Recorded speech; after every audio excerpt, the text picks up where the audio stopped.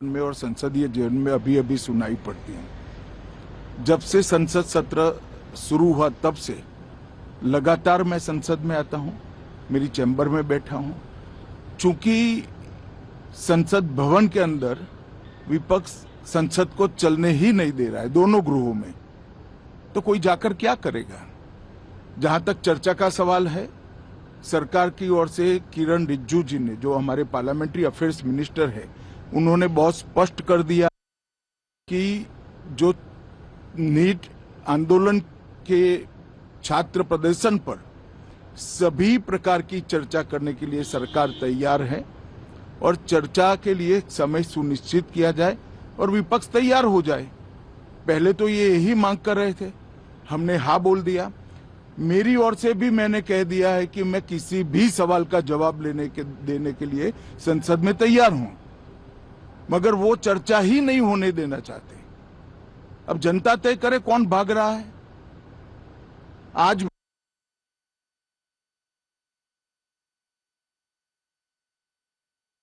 मी दररोज संसदेत 3 बजे तक स्पीकर साहब को वो पत्र दे दे। 3 बजे से लेकर कल 3 बजे तक सभी प्रकार की चर्चा के लिए हम तैयार हैं। मैं सदन में ही बैठूंगा, सबको सुनूंगा और सब चीजों का जवाब दूंगा। सरकार के पास छुपाने के लिए कुछ नहीं है। वो भी चर्चा करूंगा कि आपने क्यों चर्चा नहीं चाहिए। भारतीय जनता पार्टी की मोदी जी के नेतृत्व में सरकार, एनडीए की मोदी जी के नेतृत्व में सरकार हर चीज पर चर्चा के लिए तैयार है। संसद वो चलने दे बस।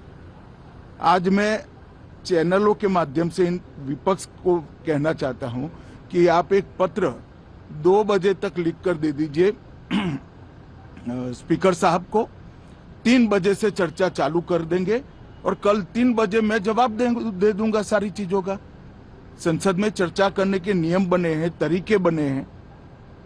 अब मुझे कोई कहता है कि आप एक स्टेटमेंट दे दो, इतने गंभीर मसले पर इस तरह से चर्चा नहीं हो सकती है। शायद आपके पद्धति में होगा, मगर संसदीय पद्धति ये नहीं है। संसद में एट लेंथ चर्चा होती है।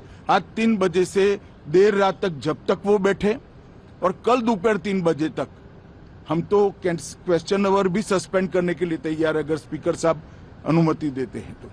कल 3 बजे तक मैं चर्चा के लिए तैयार हूं। मैं खुद बैठूंगा, हर चीज लिखूंगा और हर चीज का जवाब दूंगा, जिससे देश की जनता के सामने सारी चीजें स्पष्ट हो जाए, दूध का दूध और पानी का पानी हो जाए।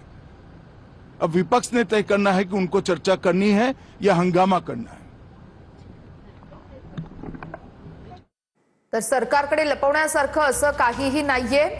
मी सर्व प्रश्नांची उत्तरं द्यायला तयार आहे। अधिवेशन सुरू झाल्यापासून मी दररोज संसदेत येतोय, बेपत्ता पळून गेले अशा प्रकारची भाषा योग्य नाहीये असं अमित शहांनी म्हटलंय। विरोधकांना सभागृहाचं जे काम आहे, कामकाज आहे, ते चालूच द्यायचं नाहीये असं देखील अमित शहांनी म्हटलेलं आहे।